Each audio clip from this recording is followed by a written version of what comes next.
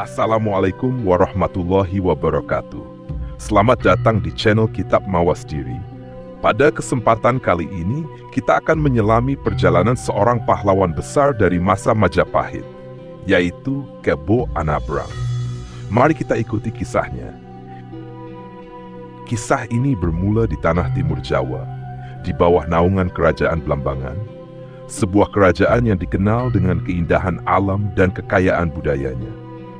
Pada awal abad 14, lahirlah seorang anak laki-laki yang kelak dikenal dengan nama Kebo Anabrang. Nama ini diberikan bukan tanpa alasan.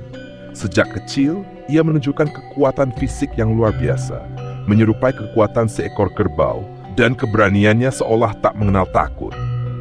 Kebo Anabrang tumbuh di sebuah desa kecil di tepian Sungai Bali. Kehidupan sederhana di pedesaan memberinya ketangguhan dan kedekatan dengan alam. Sejak usia muda, ia belajar bertani, berburu, dan mempelajari seni bela diri dari para tetua desa. Kebo Anabrang tidak hanya dikenal karena fisiknya yang kuat, tetapi juga karena hati dan kepemimpinannya. Ia sering melindungi warga desa dari ancaman perampok atau binatang buas.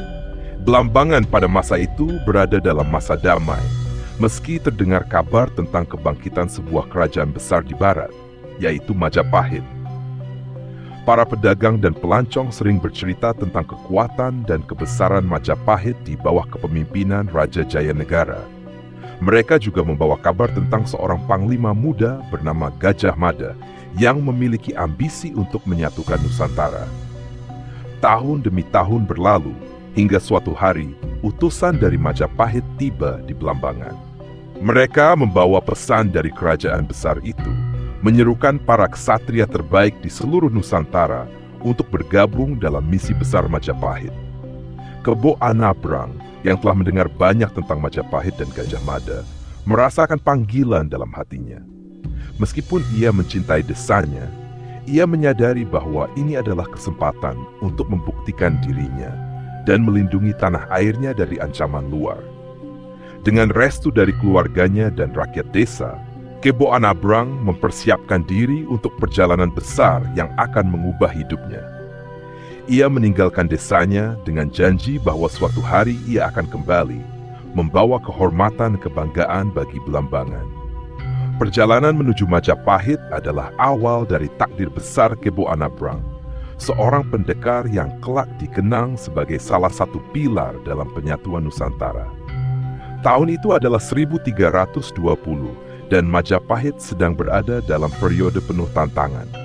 Di bawah kepemimpinan Raja Jayanegara, kerajaan besar itu menghadapi ancaman baik dari dalam maupun luar. Pemberontakan-pemberontakan kecil muncul di berbagai wilayah, sementara kerajaan tetangga terus menguji batas kekuasaan Majapahit. Di tengah situasi genting ini, muncul seorang tokoh yang kelak menjadi legenda, Gajah Mada. Gajah Mada, seorang panglima muda dengan visi besar, mengemban tanggung jawab untuk memperkuat posisi Majapahit di Nusantara. Ia memiliki cita-cita mulia untuk menyatukan seluruh wilayah kepulauan di bawah panji kerajaan. Namun, untuk mewujudkan ambisinya, ia membutuhkan prajurit dan pendekar terbaik dari seluruh penjuru negeri. Sebuah seruan pun dikirim ke berbagai daerah, termasuk Blambangan. Di Blambangan, seruan dari Majapahit tiba dengan membawa pesan penuh harapan sekaligus tantangan. Pesan itu menyerukan siapa saja yang memiliki keberanian dan kemampuan untuk bergabung dalam misi besar Majapahit. Bagi Kebo Anabrang, ini adalah panggilan yang tidak dapat ia abaikan. Meskipun ia mencintai desanya dan rakyatnya, darah ksatria yang mengalir dalam tubuhnya membuatnya merasa terpanggil untuk berbuat lebih bagi Nusantara. Kebo Anabrang memutuskan untuk meninggalkan desanya dan berangkat ke Trowulan, ibu kota Majapahit, tempat Gajah Mada berada. Perjalanan ke Trowulan bukanlah hal yang mudah. Ia harus menyeberangi sungai, melewati hutan lebat, dan menghadapi bahaya di jalan. Namun, semangatnya yang membara membuat segala rintangan terasa ringan. Setibanya di Trowulan, Kebo Anabrang terpesona oleh kemegahan pusat kekuasaan Majapahit. Istana dengan tembok-tembok kokoh, pasar yang ramai, dan alun-alun yang dipenuhi prajurit menjadi pemandangan baru baginya. Ia segera menemui para pejabat kerajaan untuk memperkenalkan diri dan menyatakan niatnya bergabung dalam barisan ksatria Majapahit. Pertemuan dengan Gajah Mada menjadi momen penting dalam hidup Kebo Anabrang. Sang Panglima Muda melihat potensi besar dalam diri Kebo Anabrang, baik dari kekuatan fisiknya maupun semangat juangnya. Dalam waktu singkat, Kebo Anabrang diterima sebagai salah satu bagian dari pasukan elit Majapahit. Ia merasa bangga dan sekaligus berjanji dalam hatinya untuk memberikan yang terbaik bagi tanah air. Hari itu di Trowulan, sebuah babak baru dimulai bagi Kebo Anabrang. Ia kini bukan hanya seorang pendekar dari Blambangan, tetapi juga seorang prajurit Majapahit yang siap menorehkan namanya dalam sejarah Nusantara. Tahun itu adalah 1336, sebuah tahun yang dikenang sebagai awal dari kebangkitan besar Majapahit. Di alun-alun utama Trowulan, di hadapan para pejabat kerajaan dan ksatria terbaik Majapahit, Gajah Mada mengucapkan sumpah yang mengguncang Nusantara. Ia bersumpah tidak akan menikmati kenikmatan dunia, tidak makan buah palapa, sebelum berhasil menyatukan seluruh Nusantara di bawah panji Majapahit. Sumpah Palapa bukan sekadar janji pribadi, tetapi sebuah visi yang menggugah semangat semua yang mendengarnya. Gajah Mada memandang penyatuan Nusantara bukan hanya sebagai ambisi politik, tetapi juga sebagai upaya membangun persatuan dan kejayaan bagi seluruh wilayah kepulauan. Kata-katanya menyalakan bara dalam hati banyak ksatria, termasuk Kebo Anabrang. Kebo Anabrang, yang baru beberapa tahun bergabung dengan pasukan Majapahit, merasa terinspirasi oleh keberanian dan keyakinan Gajah Mada. Ia melihat Sumpah Palapa sebagai panggilan tugas yang lebih besar daripada dirinya sendiri. Bagi Kebo Anabrang, ini bukan hanya tentang kemenangan perang, tetapi tentang mempersembahkan hidupnya untuk tujuan yang luhur. Beberapa bulan setelah Sumpah Palapa, Majapahit memulai persiapan besar-besaran untuk melaksanakan visinya. Dalam sebuah upacara penuh khidmat di Trowulan, Kebo Anabrang dilantik menjadi salah satu panglima utama Majapahit. Pengangkatannya bukan tanpa alasan. Selama masa pelatihannya, ia telah menunjukkan kehebatan luar biasa dalam strategi perang, keberanian di medan tempur, dan kepemimpinan yang menginspirasi. Sebagai panglima baru, tugas pertama Kebo Anabrang adalah memimpin penaklukan terhadap beberapa kerajaan kecil di pesisir timur Jawa yang masih enggan tunduk pada Majapahit. Ia diberi kepercayaan memimpin pasukan yang terdiri dari prajurit-prajurit pilihan, termasuk beberapa pendekar dari daerah lain yang telah bergabung dalam barisan Majapahit. Meski diliputi kebanggaan, Kebo Anabrang sadar bahwa tugas ini bukan tanpa risiko. Ia tahu bahwa menyatukan Nusantara adalah perjuangan panjang dan berat yang membutuhkan pengorbanan besar. Namun, keyakinannya kepada visi Gajah Mada dan kecintaannya pada tanah air membuatnya tidak gentar. Hari-hari berikutnya, Kebo Anabrang memulai langkah-langkah strategisnya, menyusun rencana dan membangun aliansi. Ia mengunjungi desa-desa dan daerah-daerah taklukan untuk memahami kebutuhan rakyat, memastikan mereka merasa menjadi bagian dari kejayaan Majapahit, bukan sekadar wilayah yang ditaklukkan. Pendekatan ini membedakan Kebo Anabrang dari panglima lainnya. Ia tidak hanya seorang pejuang, tetapi juga seorang pemimpin yang peduli pada kesejahteraan rakyat. Dengan dilantiknya Kebo Anabrang sebagai panglima utama, Majapahit memiliki satu lagi pilar kuat untuk mewujudkan cita-cita besar Sumpah Palapa. Kini, langkah penyatuan Nusantara mulai dijalankan, dan nama Kebo Anabrang mulai bergema sebagai salah satu ujung tombak kekuatan Majapahit. Tahun 1342 menjadi momen penting dalam perjalanan Majapahit untuk menyatukan Nusantara. Setelah berbagai keberhasilan di daratan, Gajah Mada memutuskan untuk memperluas kekuasaan kerajaan melalui jalur laut.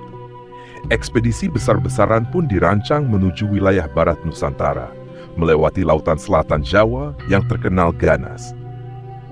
Kebo Anabrang, yang telah membuktikan dirinya sebagai panglima tangguh, ditunjuk untuk memimpin armada tersebut. Sebagai panglima armada, Kebo Anabrang menghadapi tantangan besar. Lautan Selatan Jawa dikenal sebagai wilayah berbahaya dengan ombak tinggi dan badai yang tak terduga. Selain itu, daerah ini juga menjadi sarang bajak laut yang sering menyerang kapal-kapal dagang. Namun, ia menerima tugas ini dengan penuh keyakinan, melihatnya sebagai peluang untuk mengukuhkan kejayaan Majapahit, sekaligus membuktikan kemampuannya di lautan. Dengan ratusan kapal perang dan kapal logistik, Kebo Anabrang memulai perjalanan dari pelabuhan utama Majapahit. Armada ini dilengkapi dengan persenjataan terbaik dan prajurit pilihan, serta perbekalan yang cukup untuk perjalanan panjang.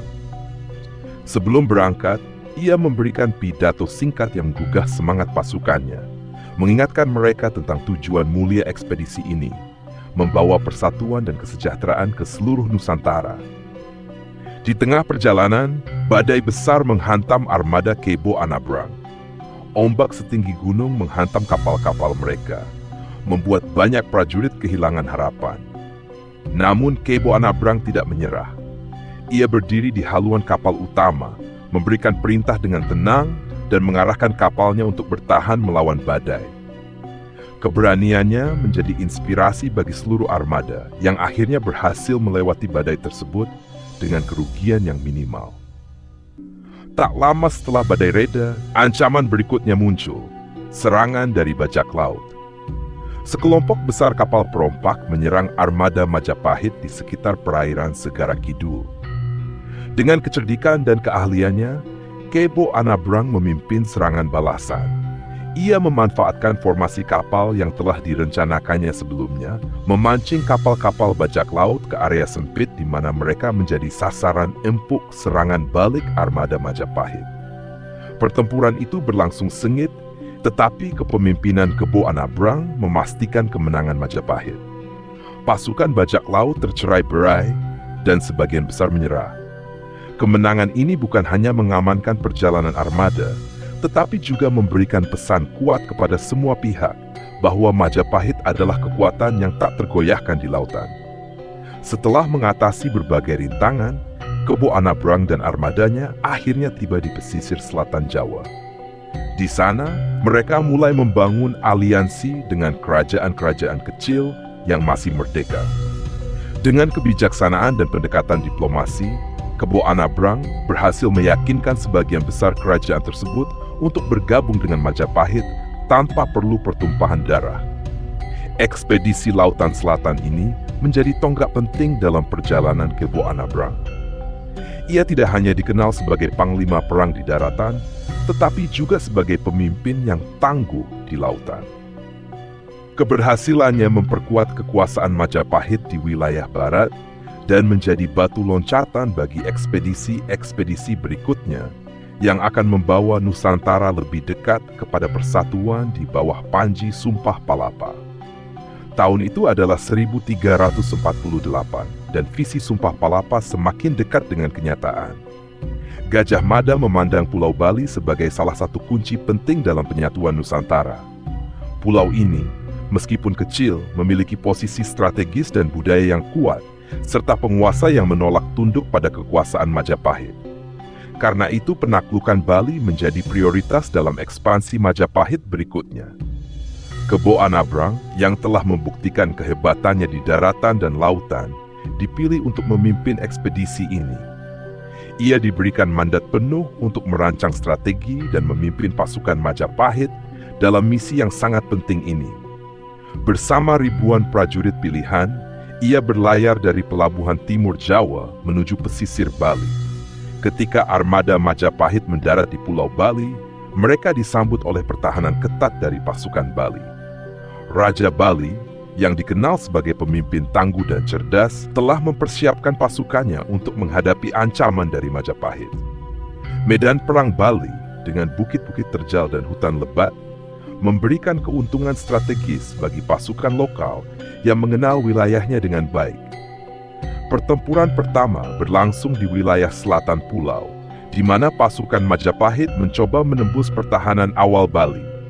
Perlawanan sengit dari pasukan Bali membuat Majapahit harus mengubah taktik.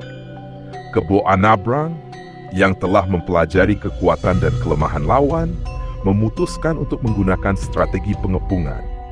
Ia membagi pasukannya menjadi beberapa kelompok kecil yang bergerak melalui jalur-jalur sempit untuk mengepung pasukan Bali dari berbagai arah. Strategi ini membuahkan hasil. Dalam pertempuran di daerah utara, pasukan Bali mulai terdesak. Namun, meskipun kalah dalam beberapa pertempuran, semangat juang pasukan Bali tetap kuat. Kebo Anabrang menyadari bahwa kemenangan dalam perang ini tidak hanya membutuhkan kekuatan militer, tetapi juga kecerdasan diplomasi.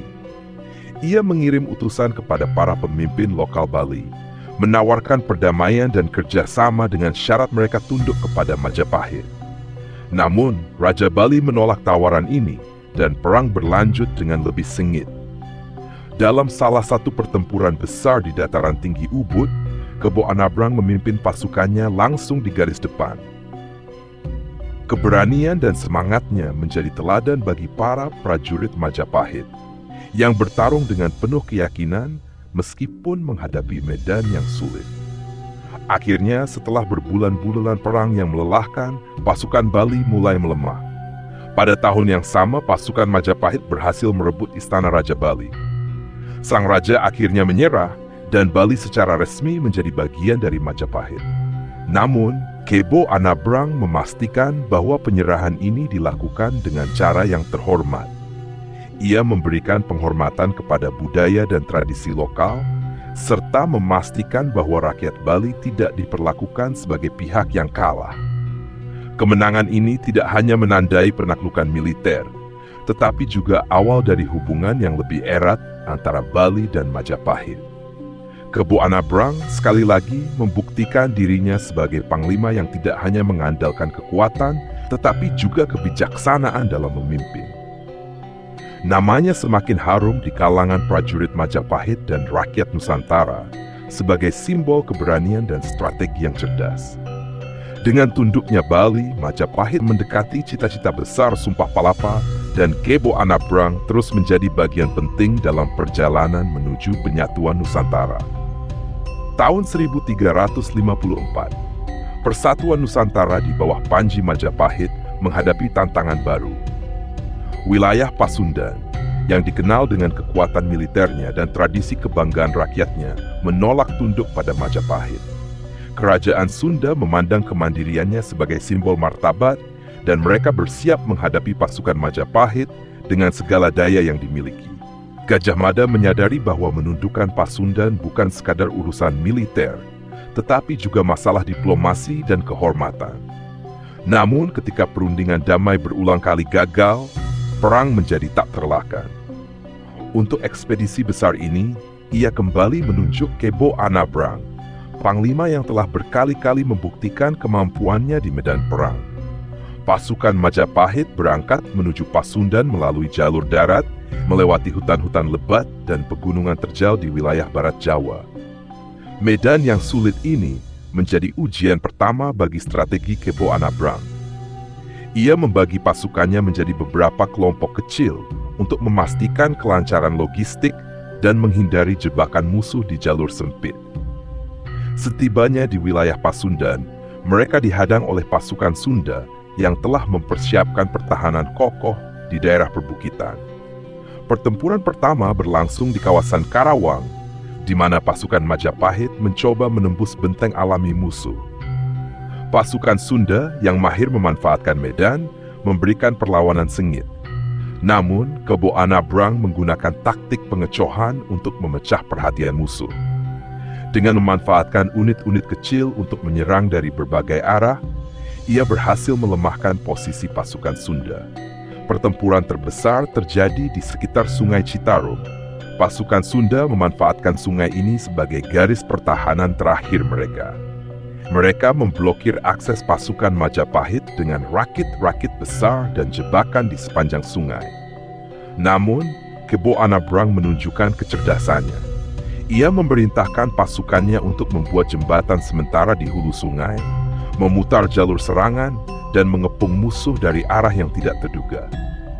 Meski Majapahit berhasil memukul mundur pasukan Sunda, perjuangan di Pasundan tidak hanya berkisar pada pertempuran fisik, Kebo Anabrang menyadari bahwa kemenangan sejati adalah meraih hati rakyat Pasundan. Setelah serangkaian pertempuran, ia menawarkan perdamaian kepada para pemimpin lokal dengan syarat yang terhormat. Pendekatan ini perlahan-lahan mengikis semangat perlawanan dan membuka jalan bagi hubungan yang lebih harmonis. Pada akhir tahun itu, Pasundan akhirnya tunduk kepada Majapahit, tetapi tidak dengan cara yang memalukan. Para pemimpin Sunda diberikan posisi dalam struktur kekuasaan Majapahit sebagai bagian dari usaha Gajah Mada untuk menciptakan persatuan yang kokoh. Perang Pasundan menjadi salah satu momen paling menegangkan dalam perjalanan Kebo Anabrang. Selain menguji kemampuannya dalam strategi perang, konflik ini juga mengukuhkan reputasinya sebagai pemimpin yang bijaksana dan mampu menghadapi tantangan dengan kepala dingin. Kemenangan di Pasundan membawa Majapahit selangkah lebih dekat kepada cita-cita besar menyatukan Nusantara, dan nama Kebo Anabrang kembali dikenang sebagai salah satu pilar utama dalam perjuangan ini. Setelah tahun-tahun panjang dalam pertempuran dan penaklukan, tahun 1359 menjadi saat di mana Kebo Anabrang kembali ke tanah kelahirannya di Blambangan. Perjalanan ini bukan hanya bentuk kerinduan akan kampung halaman, tetapi juga tugas dari Majapahit untuk memastikan stabilitas di wilayah timur, yang merupakan benteng penting bagi kerajaan.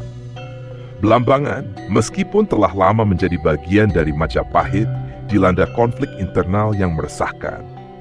Perebutan kekuasaan di antara para pemimpin lokal menyebabkan kerusuhan yang berdampak pada kesejahteraan rakyat. Situasi ini mencemaskan Gajah Mada, yang mengirim Kebo Anabrang untuk menyelesaikan masalah tersebut. Sebagai putra asli Blambangan yang telah membawa harum nama wilayah itu, ia dianggap sosok yang tepat untuk memulihkan kedamaian. Setibanya di Blambangan, Kebo Anabrang mendapati desanya telah berubah. Kedamaian yang dulu ia kenal tergantikan oleh ketegangan. Dua kelompok utama, yang masing-masing dipimpin oleh pemimpin lokal dengan ambisi besar, bersaing untuk menguasai pemerintahan wilayah tersebut. Konflik ini tidak hanya merusak struktur kekuasaan, tetapi juga membebani rakyat yang harus hidup dalam ketidakpastian.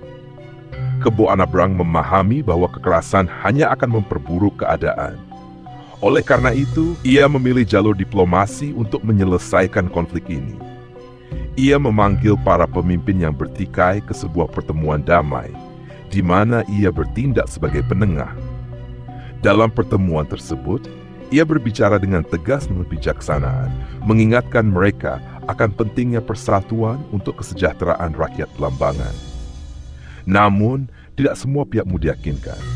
Salah satu pemimpin lokal menolak berdamai dan bersikeras mempertahankan klaimnya atas kekuasaan. Ketika diplomasi gagal, Kebo Anabrang memutuskan untuk menunjukkan kekuatannya sebagai panglima yang pernah menaklukkan medan perang di berbagai penjuru Nusantara. Ia memimpin pasukannya untuk menghentikan pemberontakan dengan tindakan tegas, tetapi tetap menjaga agar tidak terjadi pertumpahan darah yang berlebihan. Setelah beberapa pekan yang penuh ketegangan, ketertiban akhirnya pulih. Pemimpin-pemimpin lokal yang sebelumnya bertikai sepakat untuk tunduk pada kepemimpinan Majapahit, dengan Kebo Anabrang sebagai mediator yang memastikan bahwa semua pihak mendapatkan tempat yang adil. Dalam proses ini, ia tidak hanya memperbaiki struktur politik Blambangan, tetapi juga mengembalikan kepercayaan rakyat kepada pemerintah. Kebo Anabrang kemudian menghabiskan waktu lebih lama di Blambangan untuk memastikan stabilitas yang baru tercipta ini tetap terjaga. Ia mengunjungi desa-desa, mendengarkan keluhan rakyat, dan mengawasi pembagian sumber daya yang lebih adil. Kehadirannya di tanah kelahiran membawa harapan baru bagi Blambangan, yang kini kembali menjadi bagian penting dari kekuatan Majapahit di wilayah timur. Perjalanan kembali ke Blambangan ini menjadi momen refleksi bagi Kebo Anabrang. Ia menyadari bahwa perjuangan bukan hanya tentang menaklukkan wilayah, tetapi juga tentang membangun dan menjaga kedamaian. Dengan hati yang lega, ia menyaksikan tanah kelahirannya kembali damai, menjadi bukti bahwa persatuan dan kebijaksanaan adalah kekuatan sejati yang mampu menyatukan rakyat. Tahun 1365 menjadi tahun kelam dalam hidup Kebo Anabrang. Sebuah tahun yang menguji batas kekuatan fisik dan mentalnya. Setelah bertahun-tahun menjadi pahlawan Majapahit, dengan segudang prestasi di medan perang dan diplomasi, Kebo Anabrang menghadapi pengkhianatan yang datang dari dalam kerajaan itu sendiri. Ini adalah cobaan terakhir yang menandai akhir dari masa kejayaannya sebagai panglima perang. Pada masa itu, Majapahit sedang berada dalam puncak kejayaan. Namun seperti halnya kerajaan besar lainnya, keretakan mulai muncul di dalam tubuhnya. Beberapa pejabat tinggi yang merasa tidak puas dengan kebijakan Gajah Mada dan pengaruh Kebo Anabrang mulai merencanakan pemberontakan. Kelompok ini berusaha memanfaatkan ketidakpuasan sebagian kalangan di Majapahit untuk menggulingkan kekuasaan yang telah ada selama ini. Salah satu anggota paling dekat dari lingkaran Kebo Anabrang, seorang jenderal muda yang ia anggap sahabat, ternyata adalah otak di balik pengkhianatan ini. Jenderal tersebut yang merasa kurang dihargai oleh Gajah Mada dan berharap untuk mendapatkan posisi lebih tinggi, memutuskan untuk bersekutu dengan pemberontak. Ketika Kebo Anabrang tidak curiga, pemberontakan itu meledak dengan cepat. Mereka memanfaatkan kelemahan kerajaan di bagian barat, merencanakan serangan mendalam ke pusat Majapahit. Meski telah menginjak usia senja, Kebo Anabrang yang terkenal dengan kekuatannya dan pengalamannya di medan perang segera menyadari adanya pergerakan yang mencurigakan.